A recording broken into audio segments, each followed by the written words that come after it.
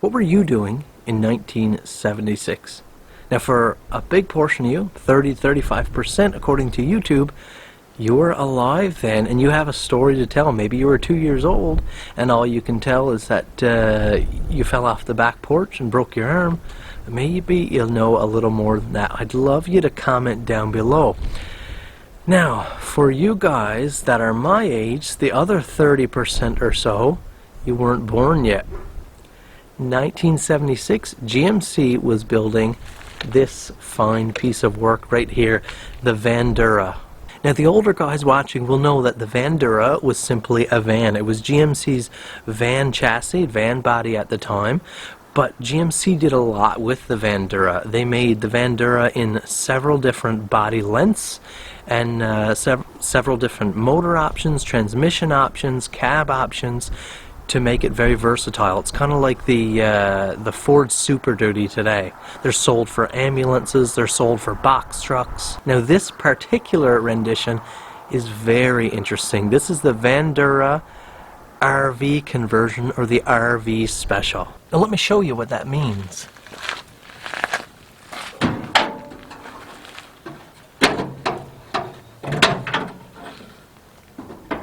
It does have the 350 V8, one of the most iconic engines of all time. It also means it has the heavy-duty front and rear shock setup. It means it has the 4.1 rear axle ratio, and check that out, dual rear wheels. Now, what it means in a real-life application, to those who those numbers or anything doesn't mean anything to, it means it was made to have a lot of weight on its back, so its suspension is built heavy-duty, spring is heavy-duty, it's sitting on 4 back tires, so it can take a lot of weight over the rear, and it was built with a low gearing, the 4.1 rear axle. That just means it's going to be geared a little lower, not quite as fast, a little stronger. Having that 350 V8 means it was meant to be simple and reliable, long-lasting. There's another surprise. You ready to see our new family RV?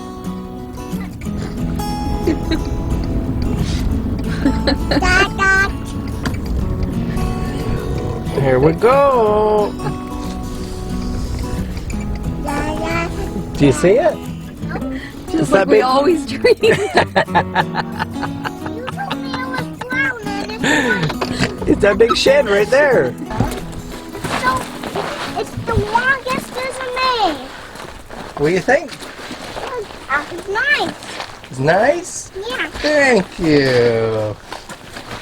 You're the first person to say that to me.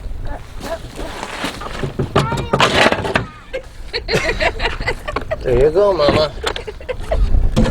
Your new home. There's a toilet in it. Oh, we got all the stuff. Is the toilet? Step Can on I it. step on it?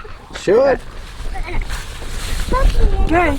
Oh, that's right there. Yeah, see, we got a bathroom over right there. The sink is up near the front. Now, the last time this rig was licensed for the road was 2013, I can see on the registration here. Nearly 10 years ago. It's been sitting a while. The drivetrain has been sitting and it filled itself, I'm thinking, full of gunk on the way out. It ran perfectly when we left in there, and as always ran perfectly. As you can see, it has been gutted. Now, although, and I'm sure some of you are going to be disappointed by this, although it would be cool to restore this thing inside and make it into a camper, that is not my plan. You guys know I do quite a few projects. I'm always at something. I'm always working at something. Sometimes that demands a vehicle or equipment or real power. Just last year I drove over in my last Ford pickup truck, an F-150, to get some cement powder, bags of cement powder. Now, I didn't realize until we started throwing it on, 30 bags, I didn't realize how much weight was in 30 bags. Sitting there on a pallet, it wasn't that much volume or size wise, but as that forklift lowered, the truck just kept going and going until it sat on its bump stops. And that is when I really realized how incapable. A half-ton truck like that is really not built to handle a lot of payload. And I know all the Ford guys, or the Ford haters, will come in with the jokes here now, but they're all roughly the same in payload. On top of work, I have a Ranger Crew, a 1,500 pound off-road vehicle that I need to haul around. And maybe to you the answer is simple. You got a new F-150 there.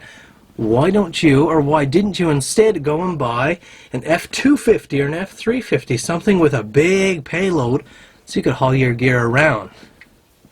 Those things cost serious money. Even to find old early 2000s used F-250 with something with decent mileage, it's going to cost you a lot of money. I mean, serious money. You're picking them up $18,000 and $20,000 with 300,000 clicks, 400,000 clicks on them. I just can't do that. I don't have the money to do that. Maybe one day we'll be able to do that, but it's not in the cards right now. So how do we get a heavy-duty, heavy payload capable vehicle to do the work that I need to do for very little money? Well, here it is right here.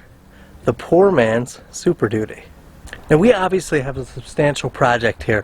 We have a motor that was running great, but probably needs an overhaul to get it running well again. We have a full house here to scrap that's not going to be working for us.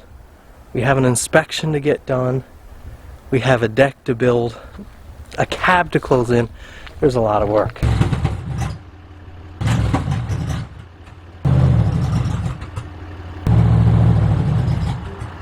Now, I figure the first step is to get this thing back running well, and that's what I'm here to start picking at today. Dad is not here. We don't have his source of knowledge here to add to the mix. Between the two of us, it helps out, but we're going to start muddling through this. If we have it running well, we can get it over for our inspection. Everything will run much better, much more smoothly after that. First things first, though, like I said, is to get that motor running well. Now, these old vans, because the nose is so short, the engine is not really in the front, in the engine compartment. It's under something called a doghouse that sits here in the cabin.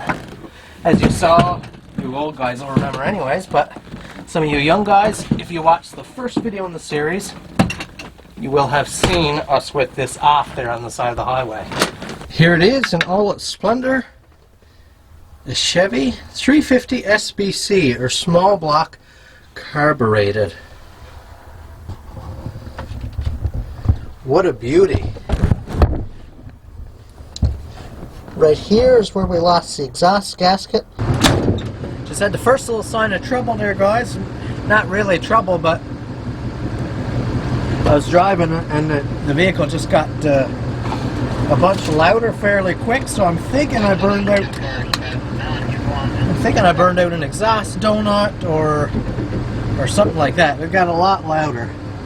Coming out there, that was the first issue. Blew this seam apart here, lost our gasket, so it is really loud right now. So here's what I strongly believe happened. This vehicle hasn't been registered since 2013, so it's barely been used since that time. It hasn't been road legal. In that situation, it's been parked for some 8, 9 years. Now, when we pulled up there, it had an empty gas tank. The guy fired it up. It ran for all of 8 seconds and sputtered out. You had to go get gas in a jerry can.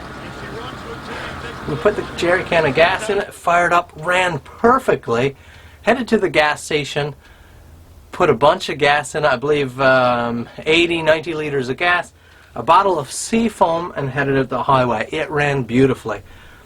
That tank that sits empty is able, it's a metal tank, it's able to rust inside. So what happens when you fill up that tank? You swoosh up all that rust, you're running your engine, it's just drawing it in. I'm thinking all the fuel filters on this thing, the carburetor, everything is just jam-packed full of grit, rust, grime, anything that was in that old tank sitting in those lines all those years. I'm thinking the fuel system is full of it. I think that's what's going on. It'll idle all day right now. As soon as you start to give it a little bit of gas, it wants to die because it's starving for fuel. Here's a nasty air filter. Let me start before the old guys start poking fun and causing a whole bunch of havoc in the comment section. I am no master mechanic. I do understand engine basics, and this is a basic engine, the same as like we dealt with basically with our DR650 project. What you have here is an engine block and heads, pistons. It all runs basically the same in this type of engine. Everything's simple. You have a distributor here which distributes spark to the spark plugs through each of these wires. So this controls the firing of your spark plugs and helps drive your pistons. You have a carburetor right here that sucks in air and gas, mixes them, throws it inside your engine, and your engine runs. If this carburetor is not running properly, your engine doesn't get the fuel and air that it needs, and we run into problems. Now here is what this carburetor looks like. As you can see, it is nasty, nasty, nasty. Thank you so much for watching. I really appreciate you staying to the end like this. If it's your first time here, you're going to want to go ahead and hit that subscribe button because we have so much exciting work to do with this project, and you're going to want to be around for that. Before you leave, make sure you hit that like button and leave me a comment down below, both telling me what you'd like to see done with this project and telling me how you liked it. I always read the comments and I love hearing from you. Make sure you come back for the next one as we dive headfirst into some really exciting work.